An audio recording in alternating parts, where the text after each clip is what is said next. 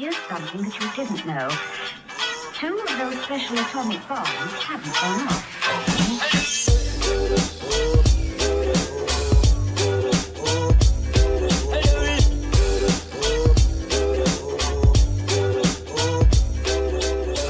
If anybody's watching or listening, watching live, you guys can write in any questions. We can see it in the chat, and we will try to respond.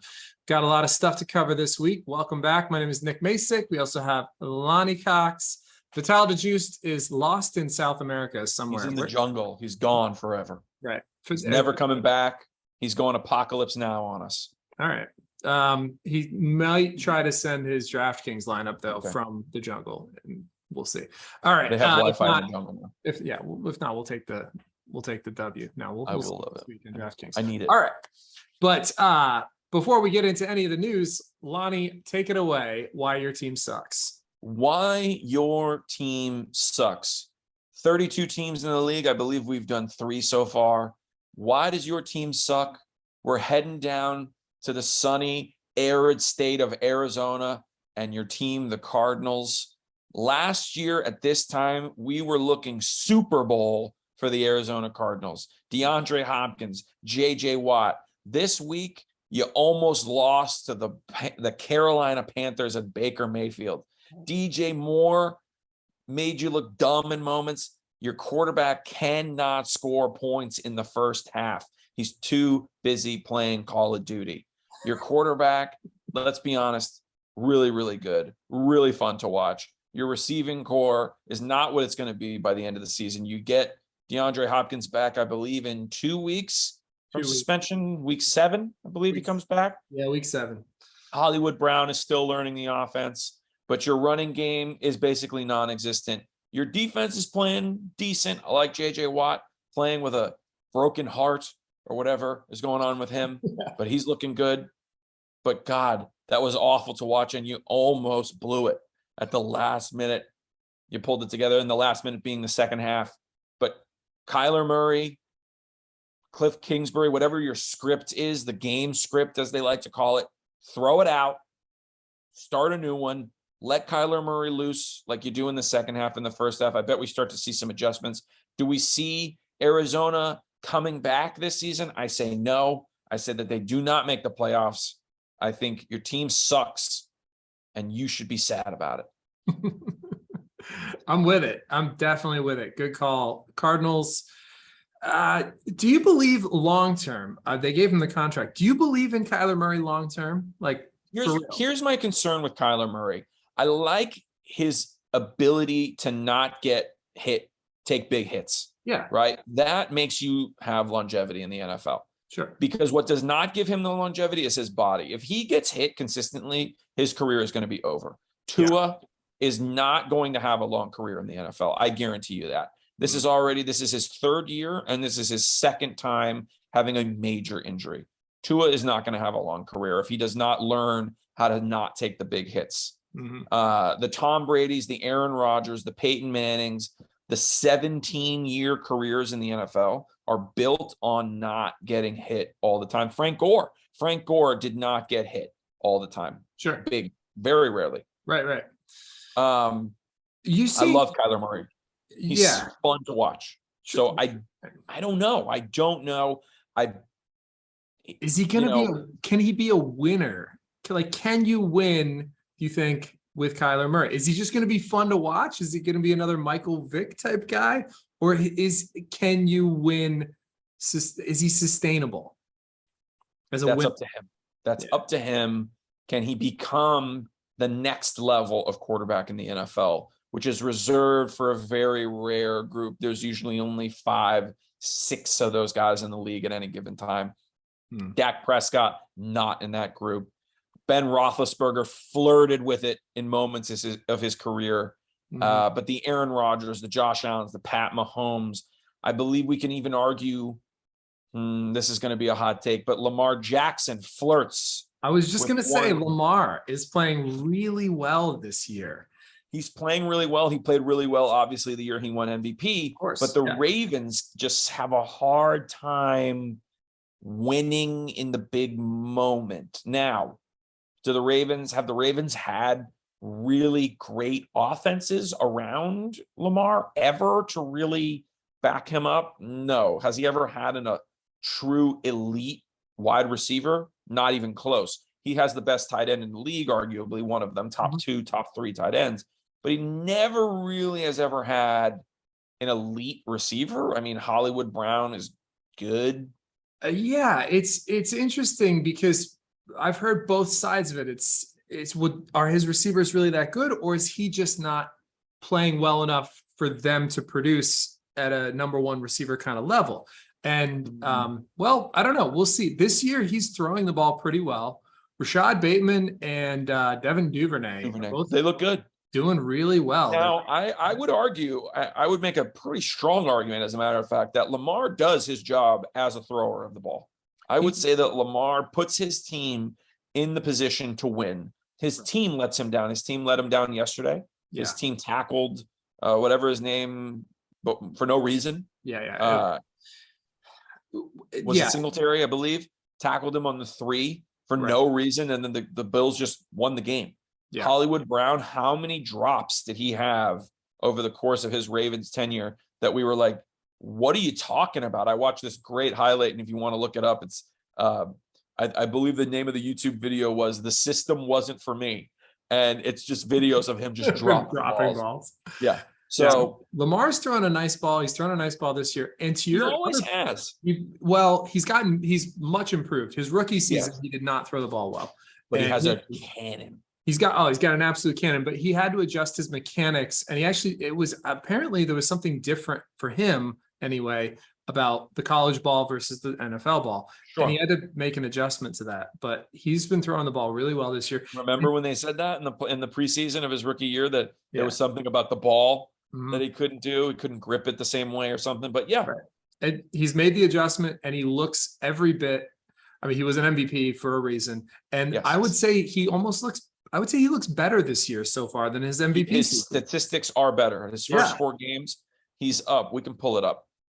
And to your point, he is not taking the big hits, and he never really has, but he's the kind of player who that's the big concern with. And I think it really helped him early in his career having RG3 as his backup, kind of the voice of experience playing that style of football in his ear. I mean, that might be the best thing RG3 has ever done for the league, honestly, aside from winning Rookie of the Year or whatever.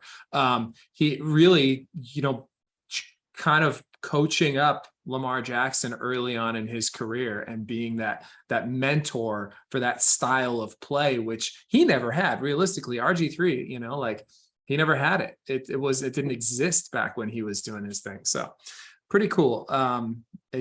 Lamar. So I feel like Lamar's going to be the measuring stick for Kyler Murray in that style of play. Even though they're different, they're kind of similar in terms of a run pass combo, arm strength, speed, agility, all those things. While they look very different on the field, you are looking at a very comparable style of play. And maybe that's really what he needs. Murray is, the Ravens created a whole offensive system, and I know that's what Kingsbury is supposed to be doing, but I don't know that he's actually done it, for Kyler. He doesn't look comfortable. You're right. Especially in the first halves. He doesn't look comfortable in that offense. And maybe that will change once Hopkins comes back. Losing the best receiver in football will do that to you. Yeah, for sure. And you just saw Rondale Moore came back first week back. He also, it's his second year. So we'll see how the offense progresses. He lost Christian Kirk. He did lose some big pieces. He has lost some big pieces. There's a lot of changes. That timing takes a long time. Like game speed timing takes a long time to develop with guys. So definitely. I think the Cardinals are too far gone this year to make the playoffs. Yeah, I don't know. I don't trust them either. This game is big actually tonight, honestly, for them, because if the Niners win this game, all 4 teams are 2-2. So it's kind of anybody's division. But I agree. I think all the other teams in that division look much better than the Cardinals do right now. The Seahawks look good. I mean, the Seahawks put 48 points up yesterday. I know, against the Lions defense, though. I know, but you don't see 48 points in the NFL very often. I know. That was a shootout and a half. That was crazy. Lions also highest scoring team. Fun fact: highest scoring team in the NFL, 1-3 record. Yep. Which pretty Sounds much familiar. Yeah, no, I know. I'm gonna name my fantasy team the Lions because that's exactly I think I might be past this week, but coming in hot 1-3 with one of the highest scoring teams in our fantasy league. So but I think the Lions, it's a positive sign that they're scoring so many points. Obviously, it's a negative sign that they're giving up so many. 48 points to the Seahawks and Geno Smith should not happen. So shouldn't happen, but let's be honest, their defense is ridiculous. I mean, they have a 6th round linebacker starting for them. I know. I'm a big Rodrigo fan. I love Malcolm Rodriguez. He's fun to watch. But let's be honest. Can you name one player on that defense? The rookie. What's his face? Okay, there you go. That's my point. The defensive rookie of the year candidate, Aiden Hutchinson, is that his name? Hutchinson. There Hutchinson, you go. yeah. Aiden It's bad. Hutchinson. The only reason I can name him is because I know he was a highly touted draft pick and projected potential defensive rookie of the year. Yeah, So, but I think we're going to see Sauce Gardner pull ahead in the defensive rookie of the year talks pretty soon. Yeah.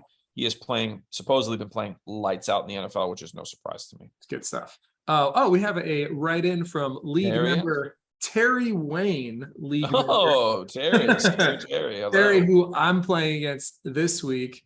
We should have had Terry on. Terry says, you need a miracle tonight. Miracle, hold on a second. Now, let me see. So I'm playing Terry. I don't think a miracle, I think that's pushing it to say I need a miracle tonight. I need Jeff Wilson to get a couple touchdowns. Let's put it like 24 points, I believe you need. Points. Yeah. I need Jeff Wilson to break a couple big ones, a couple 1 or 2 touchdowns. I wouldn't say it's a miracle. It's not out of the realm of possibility. I have out of the realm of possibility at all. I would say not impossible at all. The Rams defense is a little bit holy, I think. I feel like, I don't know. It's not looking good for me though. It's not looking good. No. You know what? But 5 catches, a couple touchdowns. Yeah, it's possible. But listen, I'm still not panicking. Lando sent me a trade inquiry. I got to go talk to him about it after this. He's looking to move he wanted to acquire Dalvin Cook from me. Which seemed like strange. I'm like, after this week, I'll still probably be the 2nd highest scoring team in our league at 1-3. And I'm not panicking because my team has continued to produce, right? I keep putting up good numbers and all the other bad teams are still losing. So I'm not actually losing ground to anybody yet. Like I feel pretty confident that I'll be turning things around from a record. All I need to do is get into the playoffs. That's the thing. You got a high powered team like mine that's relatively healthy and pretty deep. I got reasonably good depth. All you got to do is make the tournament, Yep. There's going to be a lot of 2-2 teams, a lot of 1-3 teams. A lot of 1-3 teams, a couple 2-0-4 teams. 2-0-4 teams. Yes, exactly. So I think I might still be holding on to the 6th seed, even at taking a loss this week. We'll see how the final standings shake out. But man, what a division we have. There's going to be 3 unbeatens this week. Very, very top heavy. But some soft top heavy teams. Like Steve's not scoring a lot of points. No, he is not. I'm playing him next week, a battle of the unbeatens next week. I love it. You're probably going to mop the floor with him. Well, I hope so. Yeah. Also, I can't take a trade. Lando's trying to trade me. You can't trade with the team that you're about to play because the logistics of a trade, unless you're both doing really well or both very poor and it's a long-term situation. But 2 teams that are struggling to get a win early in the season cannot trade with each other because if you're making a trade, it's because the trade makes both teams better, right? That's the foundation of any good fantasy trade. Both teams must improve. Vitel's sending us a message. What's he got going on? No, he just liked something. So if both of our teams get better, he did. He sent me the DraftKings lineup. Good. All right, perfect. So I'll put it in after this and then we'll get set up. So we are playing DraftKings tonight. Anyway, you cannot trade with the team you are about to play because in theory, you're going to be making their team stronger. Granted, your team might also be getting stronger, but I just don't like it. I don't like I might trade with him after this week, but this week I want to pound him into the dirt. I want to like annihilate him. I do not want to help his team in any way, shape, or form. And I do. I'd love Lando if you're listening. I got some running backs. If you want to talk shit about my running back stable some more, maybe you can send me a request, you son of a bitch. Dude, when he sent me that thing, I was like, I don't know what was going on, but I was like, okay. I just can't. I cannot wait for Josh Jacobs to win comeback player of the year and just dominate my fantasy league. Josh Jacobs, he went bananas. Man, he looked really good. We were talking about Josh Jacobs, and I was like, man, you guys were like talking about him, and we were kind of talking about the two back teams, like muddy backfields, and I was like, and this could be a fluke, I'm sure, but Josh Jacobs is an incredibly talented running back on a great offense. Like I didn't quite understand why he was ranked the way he was. I think it was had more to do with Josh McDaniels' offensive system and that philosophy of using multiple backs and rotating different guys in. It wasn't ever about Josh Jacobs' talent. Actually, there was speculation that they might try to move him in the preseason. Remember that whole talk? Like maybe they're going to trade him. Josh Jacobs. Yeah. Good, well, because they played him in the first preseason game and everybody thought that was really weird. And we are like, Brandon Bolden's on the team. He's a really good pass catcher. Is that going to cut into, Brandon Bolden's a guy? They do have a lot of running backs. They do. And they drafted a running back who also got some touches, but it was more like, how much is he going to, what's his usage going to be like? From a team standpoint, like you want to keep a piece like that healthy if you're going to make a real push, which the Raiders obviously were tooling up for what they think is going to be a playoff run, potentially. So yeah, it was more about like game script, game management, and style of offense than his actual talent, which clearly he showed yesterday. He's got a ton of. And he's a great running back. I mean, the Dolphins get a Josh Jacobs, or the Bills get a Josh Jacobs, and it catapults their capabilities. Absolutely, I completely agree. So it was nice to see him have a good game. It was nice to see the Raiders. The Raiders finally get over the hump, and they just dominated the Broncos, which I just think the Broncos, Russ, he doesn't look like the Russ of old. The Broncos are kind of a mess, and the Raiders finally looked like the Raiders, that we sort of expected them to look like. I'm going to give, I don't know. I don't want to get too far off topic, and I know we have a script here, but the Broncos, I think we're going to have to, I don't totally agree. Yes, Russ is not Super Bowl winning champion Russell Wilson that can move around and is going to rush for 60 yards and a touchdown. Although he did have a rushing touchdown yesterday, he's not that guy anymore, but he still has elite arm talent, elite deep ball, possibly an elite receiving core, not a bad one. A pretty good receiving core, we'll say. Yeah. But Javonte Williams out for the season. Melvin Gordon is fumbling the ball I believe he's fumbled 4 times in his last 44 touches. 4 times in 4 games. Not good. He's run the ball 44 times and fumbled it 4 times. That's every 11 times he fumbles the ball. And 3 of them, I believe, have been returned for touchdowns. Not good. That's actually that was actually one of the next topics. So one of the big news of the week is Javonte Williams being out for the rest of the season. And do you think so? One of the big projections, or the hot waiver pickups, is Mike Boone, who got most of the action in that game after Williams went out. What do you think the timeshare is going to be between Melvin Gordon and Mike Boone? Obviously, Melvin Gordon had the early fumble, and he got benched for it, clearly sending a message. But now that's it. You got Melvin Gordon, you got Mike Boone. What do you see happening with that backfield, fantasy wise? It's up to Melvin Gordon. Is Melvin Gordon going to keep fumbling the ball? Is he going to play himself into the practice squad or onto the couch? Basically, is the question, which is a shame, because he was a great running back. I mean, he was a good guy. He came from Wisconsin. He set records there, I believe, if I'm not mistaken. He was a great runner of the football. He was great with San Diego. Yeah. I believe he was also 1 year. He was very good last year, honestly, at a split timeshare with Williams. I I think what's going to happen, I think he's just too talented. He's not that old. He's not that slow. No. He's 29. He's still got tread on the tires. Last year, having not being the feature back was, I think, actually beneficial to him in terms of his career longevity and his health overall.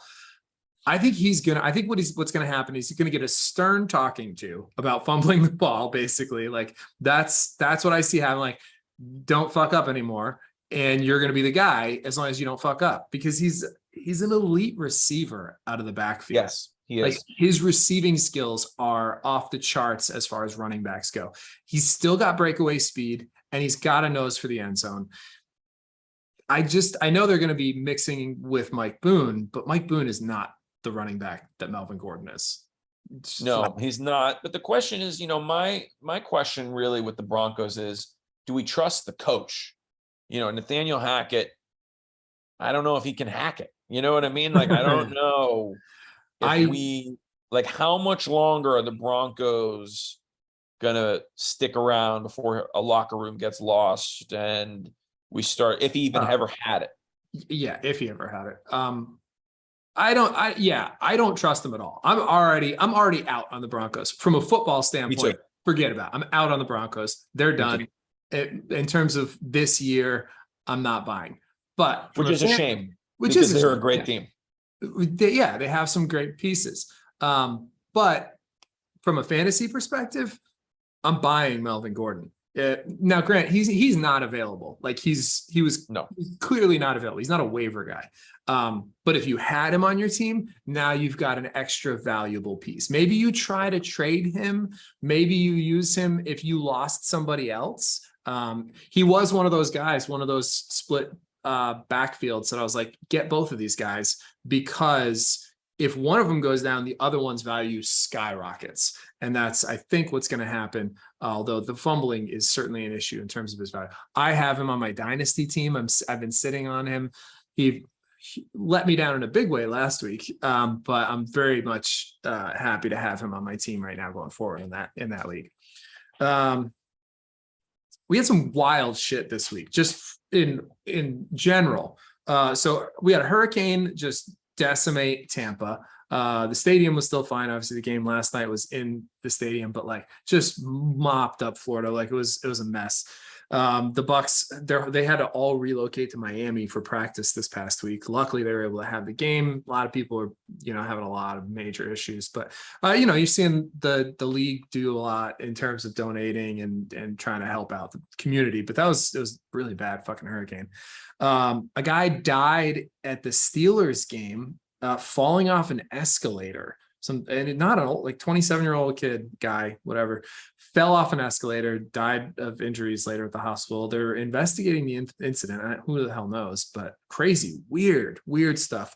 Myles Garrett got in a car accident, a one-car accident, no less, kind of messed up his shoulder, didn't play this week. Probably had a lot to do with, they were missing him and Clowney, and the Browns dropped a game to the Falcons, which, whatever. The Falcons are playing okay. The Browns not at 100%, but such a weird thing. Myles Garrett's still going to be playing this year. He's not like, it wasn't like a major thing, but it was a shoulder injury, and they're just going to kind of reevaluate him this week.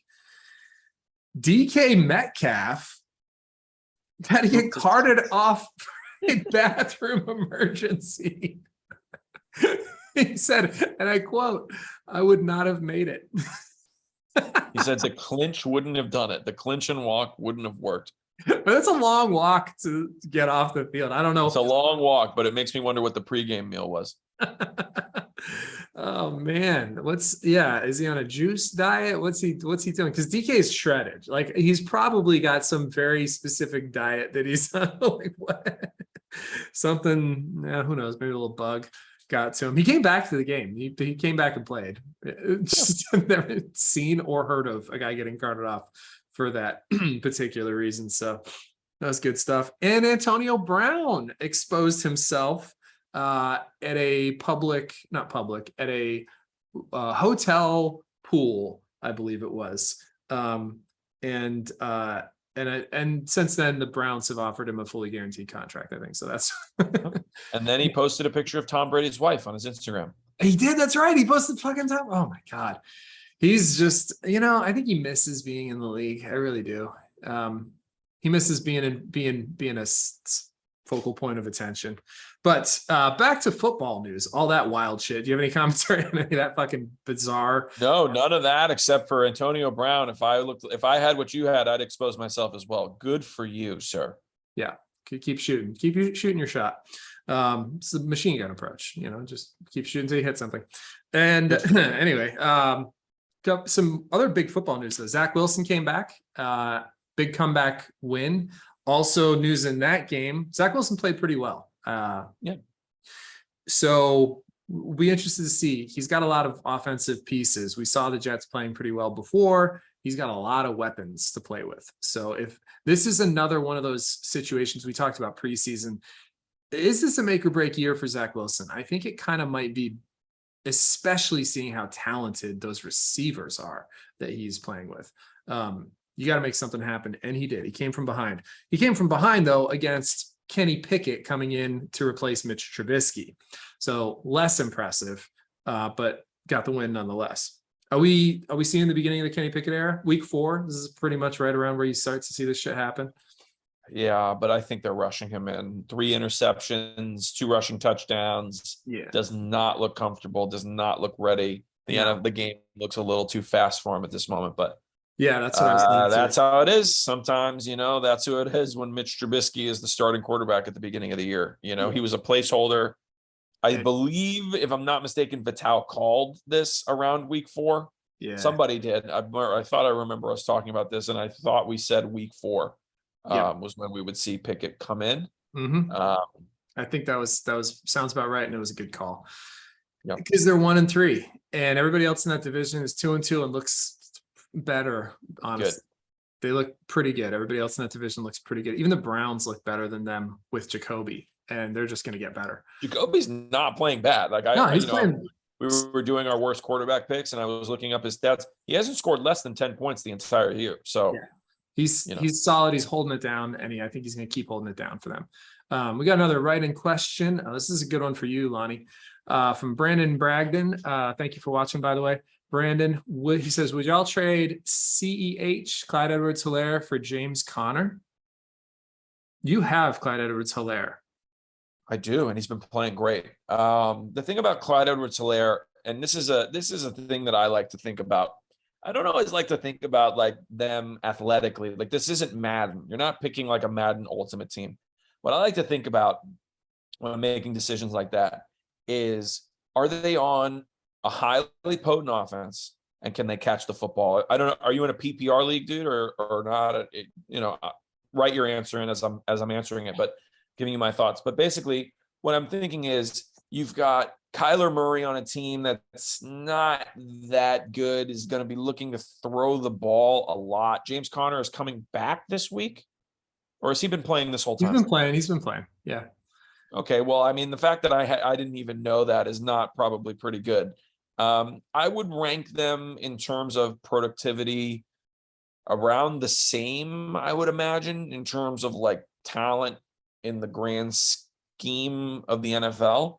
But obviously the Chiefs are the much better team, right? He's going to get more touches. He can catch the ball better than James Conner. Mm-hmm. And he has the best quarterback in football, arguably. I mean, I've got Clyde Edwards-Helaire. He scored 26 points last week. So he's had some. Is that impossible for James Conner? I'm not. I don't have a crystal ball. I don't know what it's going to be in the end of the year. But right now, I'm loving the Helaire pick. He's been pretty solid. I don't think we've ever seen James Conner spark in Arizona. I can go back and use. Yeah, I agree. I like CEH. I like Edwards-Helaire. I know the rookie Isaiah Pacheco, is that the guy's name, is looking pretty good. He looks like he's going to be getting some action, but I wouldn't worry about it. They're using Edwards-Helaire. They're running the ball well with the Chiefs. Is he going to have some down weeks? Probably, but sure. Mahomes is looking for him, and he's looking for him in the end zone. He's getting opportunities to score touchdowns. He looks like the guy in the red zone for sure, and definitely in I mean, he's strong as shit. Yeah. He's a little guy. He's fast, but they give him the ball in the goal line situations, which is so important. Especially when you think about how many opportunities they're going to get. Correct. With the Chiefs. That's what I'm trying to think of. Yeah. Is you got to think of context in fantasy football. Yeah. This is not building an ultimate team in Madden. You know what I mean? Like, you got to think of what is the system that they're in at the time they're in. You know what I mean? And right now, you know, James Conner on the Steelers 3 years ago, great pick. Sure. You know, now we're talking, but it's not. He's on the Cardinals, and the Cardinals are floundering. Right. That was if you missed that was Lonnie's pick for why your team sucks was the Cardinals this week. So that should answer the question right there, Brandon. Brandon, thanks for watching. We're here every Monday night. Subscribe, like, we're on Facebook, Instagram, all that stuff. And you can listen to us anywhere. We're on Google, Apple, and all of those places. I think those are listed on our YouTube channel. I think it has all those links as well. So if you ever want to listen to us when you're at work or whatever, check it out. All right, let's keep going with news stuff. We got the Chiefs in that game, by the way. Chiefs looked good in the revenge game, but the Bucs also looked good. They got their receivers back. I don't think the guys are 100%, but got yourself a new sub. Thanks, buddy. Appreciate you. The Bucs looked good against a really good-looking Chiefs team. I think the Bucs are about to start putting it together and may go on a run. Obviously, they're in a pretty weak division. So, you worried at all about the Bucs, Lonnie? Yeah, I am worried about the Bucs. I mean, you know, I think, again, this is Tom Brady.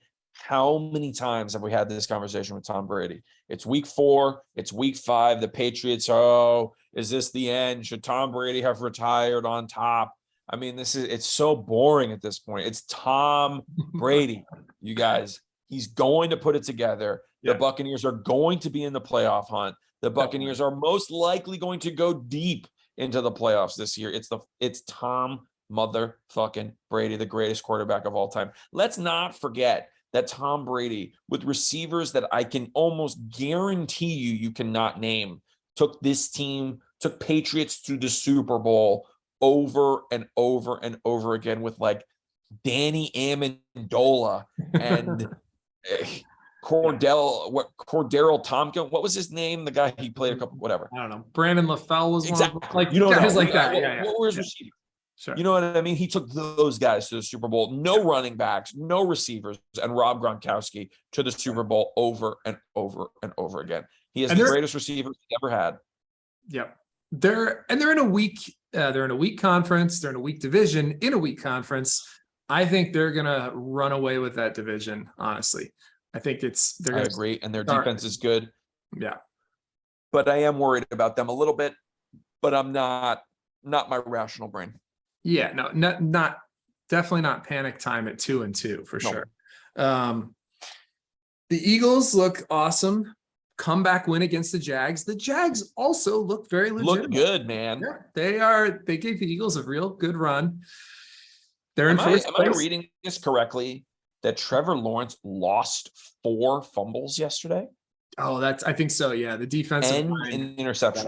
Yeah, he turned it over a bunch, and they still were in the mix. I mean, they got a 14-point lead, and then they blew that. But the Eagles are really good. I think really good. The Jaguars, I think, are pretty good to very good. At 2-2, they're still in first place in their division. So I think that was a really good test for them. I think they're probably going to look back on that and say, okay, this is where we need to be if we're going to compete. And Doug Peterson is the guy, especially to help them, use that. If you've got 5 turnovers in the NFL from one guy, I mean, I didn't watch the game. I don't know exactly if anybody else turned it over, but if you got 5 turnovers in an NFL game and you're still in the mix of that game, that means you have an elite defense and a really good team. Yeah. Like, you are putting stuff together against the best team in football, and you're still in the mix to win that game potentially at the end of the game. You've got a really good football team. I think the Jaguars, Nick, I think you're going to be wrong in the standings because I think the Jaguars are going to win that division. They're going to win that division. Yeah, they're going to win that division. They're going to be in the playoffs, and they could win a game. I mean, you're talking about a really solid defense. Josh Allen needs to be in the conversation for one of the best linebackers in football. Most underrated defense, I'd say, in the league at the moment. Yeah. At the moment, they're sneaking up though. At the moment, but they'll sneak up. They remind me of the Bengals of last year, honestly. Now, it's week 4. They could do an epic Miami Dolphins style collapse, which I'm still waiting for the Dolphins to do. It is possible. But let's see. We'll see. Fingers crossed, Miami, that does not happen. We got to talk about that as well. We do. Yeah. Let's get into that. I'm sure that's on there. That's actually the next thing. Jacksonville. I'm looking good. The city of Jacksonville, you finally have something to cheer for. I don't know why I'm saying that. You guys were in the AFC Championship game a couple years ago. You got to be excited. You got to be excited for the Jaguars to be back in the mix of things. I'm going to flip over a little bit to the Eagles for a second. Jalen Hurts is playing like an MVP. You've got Miles Sanders, who played his ass off yesterday.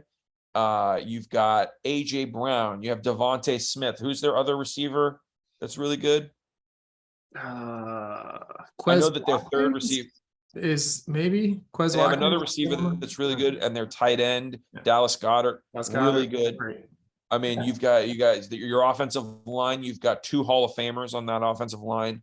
I mean, you're just looking at potentially they're loaded. Your defense, you have the best corner in football. They have no weaknesses. They rotate their defensive line. Those guys all can get after it. They have no weaknesses as of right now. They're a good football team. They're I think they're the most complete and the best football team in the league right now. So the Dolphins, Tua, let's real quick. We don't have a whole lot longer on the show, but Tua, they fired somebody over this. The first person to do concussion scapegoat. Yep, doctor. There you go. So, what do you think about this Tua situation? Is he? I mean, they say he's not coming back this week. No. You and I both had the same reaction during the game. This might be it for him. That's what it looked like. It was one of those hits. It won't be. He'll come back. Yeah. He'll have a mediocre career, most likely. But you looked at him and you were like, that is severe brain trauma. Like, that was one of the most uncomfortable things I've ever seen. It was hard. It was so hard to watch. Awful. It was terrible. That was like severe brain trauma. It was hard to watch. Yeah. And let's not forget that, I mean, I'm not a neurologist. Nick isn't a neurologist. 70,000 people at Dolphin Stadium weren't neurologists, and the millions of people watching from, home are not neurologists. And all of us are like, that man is concussed. He is stumbling. He hit his head hard on the back of his head. Yeah. You're talking about the first one, not the second week, not this past first week, game. And then 3 nights later is playing in an NFL game. We were all like, yeah, this guy. And let me tell you something. And I know people aren't going to want to hear this. The NFL is clearing concussions like that every single week. And what happens is nobody notices them really, but concussions are getting cleared every single week. And what doesn't happen is 3 days later, the guy gets another concussion and the NFL is able to skirt by. That didn't happen. It happened on a nationally televised game, on one of the hottest games of Thursday Night Football, arguably of the whole season. Yeah. So, somebody's got to get fired. You know what I've noticed is they've been running an ad about helmets and player safety this year. And this is really interesting that it coincided with this particular scenario. But just this year, I've seen they're like, oh, this new helmet technology, and they keep dropping this stat. And I wonder if this they might take this out. They keep dropping this statistic in this advertisement / promo for player safety that last year they had the lowest number of concussions in the league. Down by 40% or something. Okay, sure. Your concussions are down, but how many of them, is this becoming a numbers game? Is this becoming like standardized testing in, public schools? It's like, all we care about are the numbers. We just got to get the numbers right. Of course. I mean, it's the NFL, man. I mean, what were we thinking? I mean, what are they thinking? That they're going to have like a nuanced, heart-forward approach to player safety? They don't give a shit. No. They care about the numbers so that they can make that commercial, and all the moms and dads are going to sign their kids up for football feel better because the helmet technology is quote unquote better. If they cared about player safety, they would all be wearing those mushroom things. Yeah. Those mushroom things that you're seeing in the thing. I ask myself all the time, I'm like, why aren't helmets not something that you put over, but why aren't they just made of that material? Like when you touch a helmet, like you picked up a football helmet, you played football in high school. Somebody takes a helmet and throws it at you and it hits you in the arm. You're going to feel it. Yeah. You know what I'm saying? Yeah. Much less projectiles. attach it to one of the strongest, fastest people on earth and have them dive face forward into your sternum. Like, helmet technology is a battering ram. If they really cared, they would spend 50, 60, $100 million on helmets, change the technology completely. But listen, let's be honest, they don't give a shit. They cared about that commercial that they made. Yeah, they care about the bottom line and looking shiny and pretty. Because let's be honest, that is part of the game. How about those like to that point? How about those white helmets? They're pretty cool. Holy shit. Those like I was as soon as they came out with those and I knew they were going to, I was like, they're gonna be tough to beat tonight just because of those, right? Sure. Just the white Bengal helmets. Oh man. So coolest helmet in the NFL. The coolest by far. I was like, there's no way the Dolphins beat them in those helmets. Not a chance. And let me, while we're on this, and I know this is probably in poor taste, but NFL, you got to up your uniform game. Your uniforms are so boring. It's like, it's enough already. You've got a couple teams that have classic jerseys. You know, the San Francisco 49ers, I love that uniform. It's classic. But like, the New York Giants, it's like, what are you doing? It's blue and like there's nothing. Although I like the Giants throwbacks. Those look pretty fresh. The throwbacks are great. I love the Giants on the helmet. I love that. But the Philadelphia Eagles, it's like, what are you doing? You got dark green with the stupidest thing with the like, birds don't have wings on their head. Like that just doesn't make sense to me. The problem is those teams have been around for so long that they're so like it's the Browns. Like they've just been the same for so long that there's too much tradition and history to like really shake things up. The only teams with the really cool uniforms are the newer teams. Even the Bengals, they were like in the 60s at least. That was when teams started coming out with cool uniforms. They're like, what we Detroit up their uniforms. Detroit's uniforms look cooler. They do. The Bills also. The Bills look cooler. Oakland, it's like you could do cooler stuff, but okay, you got the all black, the all silver. All right, but like, God, it's so boring. Broncos, yeah, get it. I'm with you. I agree. Some of them are just they're pretty lame. But I love the throwbacks, man. I can't wait. I always love Tampa throwbacks and the Patriots. Tampa, the creamsicles are great. I like the Eagles throwbacks, the light green with the, I like those. Yeah. The Cowboys throwbacks with the white helmet. I like those. I love those. The Jets. And then you got like the Bears and the Packers throwbacks, and they're so bad. Awful. Throw those away. The Steelers, the like bumblebee one, awful. They're awful, but it's because they're like 100 years old, and they're like, we looked like this in the 1910s. All right, we got to wrap this up because I got to get going pretty soon here. Real quick injury recap. We talked about Tua. He's out for at least a couple weeks. Javonte Williams done for the year. Melvin Gordon versus Mike Boone. That's the real question. What else we got? Jonathan Taylor out maybe a week, maybe 2 weeks. We don't know. Ankle issue, something to keep an eye on. Sterling Shepard out, ACL, done for the year. Jamison Crowder, broken ankle. And Isaiah McKenzie, who you would think now becomes the clear slot option, got a concussion. So, if you're sitting on Isaiah McKenzie and Jamison Crowder broke his ankle, you're thinking, okay, McKenzie's value is going to go up. And it will once he comes back from his concussion. But in the meantime, I don't know what to do there. Cordell Patterson was having another really good year, and he's got a knee injury. He'll be out 4 weeks. IR, injured reserve, and I hate to see that because I like Patterson. I like what's been happening. I like that too. I was sad to see that one. Yeah, but he'll be back. So stick him on your IR and try to find whatever you can in the meantime. Jahan Dotson, really good looking rookie for the Commanders. One of the only bright spots on that team. Hamstring injury. Treylon Burks, another really talented wide receiver rookie. Turf toe. Those guys, just keep an eye on them. Don't let them sit in your lineup. Daniel Jones is day to day. I'm sorry, did you say Sterling Shepard? Did they say what he? I said ACL, done for the year. Done for the year. Yeah, so we'll see. That may open the door for Kadarius Toney if Tony can get healthy. Come back. Yeah. He's been not playing since week 1. Remind me the other guy on that team, number 8, also a rookie. Ooh. Oh, no, not a rookie. Wan'Dale Robinson? Is that who you're Something thinking like that, yeah. He's not a rookie. I think he was a rookie last year.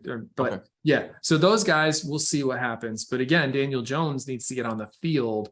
And Tyrod Taylor got hurt too. They ended up rolling out Wildcat. Saquon in a little wildcat, which, my God, I would love to see Saquon play a whole game of wildcat. Man, that'd be awesome.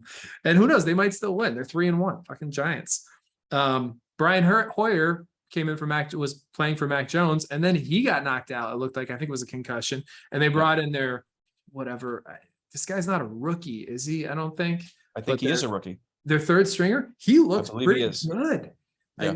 I don't know. Oh, he set some record. He set the FBS record for 60-something touchdowns and all these yards last year. Yeah, it was pretty crazy. He can sling it, man. As long as you got somebody in his ear telling him what to do, he could throw the ball. The Patriots gave the Packers a run for their money with a third string quarterback. Their running game looks really good, by the way. The Patriots running game looks solid. In big returns, we mentioned Zach Wilson came back playing well. Maybe a streaming option. I wouldn't put him on your team yet, but check him out. And then Michael Gallup came back, got a touchdown. We talked about it last week. Looking good, probably good going forward as rush hour, baby. Cooper, keep it up. Yep. So, but Dak might be back next week, I think, right? If they were smart, they wait him another week. I think they want to see. I mean, you won 3 games. I remember when Dak went down, they were like, we hope to win 4 of our next 8. You won 3 in a row. Yeah, you're sitting good in the league. You're sitting good in that division. You're not going to beat Philadelphia whether Dak comes back or not. Right. It's like, don't rush it. Wait it out. Yeah, I agree. So waiver options, good waiver pickups for this week based on those injuries and other whatever. Mike Boone obviously is probably available. He's going to be a hot waiver pickup because he's going to be, the other back with Melvin Gordon, Marquez Valdez-Scantling, and pretty much anybody on that Chiefs offense. But MVS had a nice game. He looks like a bigger part of it, and the Chiefs are just humming right now, so you want to get a piece of that action. Rondale Moore now back with the Cardinals. He's big play potential there. Might want to look at him. Hayden Hurst, their other tight end, Drew Sample, got hurt with the Bengals. So Hayden Hurst is, again, if you need a tight end, he's the number 1 guy. Tyler Conklin, I kept him in the one that I kind of don't have a solid tight end. He, again, put up respectable numbers. Tyler Conklin with the Jets has been steady all year. If you need to fill in a tight end spot, look at Conklin. He's not going to he's not going to blow anybody out of the water, but he's putting up respectable numbers every week at tight end. And then Robert Tonyan had a couple pretty good plays and a touchdown from Rodgers. And also, let's not forget David Njoku too. I think David Njoku's off the boards at this point. I think he went last week. If he was still available at all, I don't think he's available. But yes, if he is still available, go get him. Njoku was probably the worst decision, biggest regret of my season will probably be dropping him on that one team. But I filled in with Conklin. Vikings defense is going to be a hot pickup this week. Coming off a pretty good game against the Saints, and they're going up against the Bears. So they did lose their rookie starting safety, though. They did. But even still, Justin Fields looks terrible. The Bears offense looks god-awful. Vikings defense are probably going to be there. Teddy Bridgewater, while Tua is out, Teddy Bridgewater is not a terrible option with the run and catch, the catch and run guys. I don't know that we're going to see much of a drop off for the Dolphins receivers with Teddy Bridgewater. As long as Teddy Bridgewater can throw the deep ball. Yeah, he can throw it deep, and they don't also have to throw it deep a lot. They can do a lot of catch and run stuff. So, and then of course Jared Goff just putting up crazy numbers. Still, that Lions team get a piece of their offense too. Their defense isn't doing shit, but that just means they have to throw it a lot. All right. Before we go, worst quarterbacks. Lonnie, you won last week, or no, you took second. We had Justin Fields, worst. Last time I checked, Baker was at -2. Baker Mayfield did score a little bit more than just Justin Fields. I took Zach Wilson. Bad decision. Zach Wilson proved me wrong. So this week I took Fields, you took Baker again, and then we're still waiting on Vital. So we'll see what he goes with. What do you need for tonight? Do you need anything to happen tonight? You're pretty. I need Tyler Higbee to not get -100 points, and I'll win. You're all right. I think you're in pretty good shape. Yeah. We already talked about it because Terry wrote in. I need about 24 from Jeff Wilson within striking distance, but I'm not confident. And then who do you got tonight in tonight's game? As far as the Rams and the before we do who you got, forgot. We got to get who is your captain for fantasy. I have Vital's right here. Vital went with Cooper Kupp. Who do you got for your captain in DraftKings tonight? Debo. Debo. I went Debo also. Okay. All right. So we got Cooper Kupp and 2 Debos. Who do you like to win tonight? Rams, Niners. This is gonna be. I think this is gonna be a good one. It's gonna be a good game. Who'd you say? I said it's tough. I don't know. Who's at home? Who's the home team? I believe if I'm basing it on your thing there, I believe San Francisco's at home. San Francisco is. You're right. San Francisco's home game. I think San Francisco's pissed about the NFC Championship game. This is their first game of the season. Conference rivals. They hate each other. I'm still going to give it to the Rams, though. I think the Rams are starting to put it together. You know, they want to prove people wrong. Allen Robinson's been begging to break out. I'm going to give it to the Rams. All right. I think I'm going to go with the Niners. I think they're going to get it done at home. They're going to drag the Rams back to the muck in the middle in that division. If the Rams win this game, they got first place to themselves. And I think the Niners are going to just really, fuck things up for them. It's in San Francisco. It's hard to win against the Niners at home. They got a good fan base, especially the night game. All right. I got to get going. Any shows this week? You got a promo? What do you got coming up? Anything? Nothing good. Not. I mean, I got thank you on Friday. Cool. I'm not going to be at Icebox this week because of the holiday. I think that is it. I had a great show last night at Plug In with Brax. Nice. Zach Aaron was there. It was a great show. Good. Yeah, I saw the lineup. It looked good. Yeah. I got the Improv this Thursday, Palm Beach. Nice. Yeah, this is our show. I'm doing it. So anybody who's watching who's in the Palm Beach area, if you send me a message, I'll send you a free ticket link. Come see me at the Palm Beach Improv along with Riley Edwards, Connie Fernandez, hosted by Lando Gonzalez. Thursday night, October 6th. I'll be there. Big night. And then after that, got the weekend to kind of chill out. So, all right. Thank you guys for watching and listening, and we will see you next Monday. Have a great night.